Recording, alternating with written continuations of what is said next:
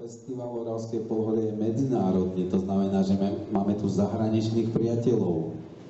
Poznáme sa od veľkého zálužia, ale Vital je z Bieloruska, takže máme možnosť počuť trošku iné gajdy, iný štýl hrania, inak vyzerajúceho človeka. Vital Voranov, Bielorusko.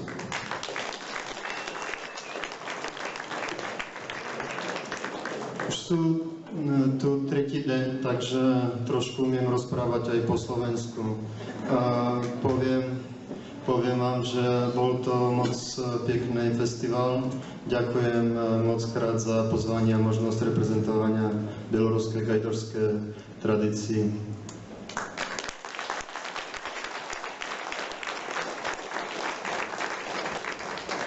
Takže veľký slovanský pozdrav od Bieloruska do Slovenska.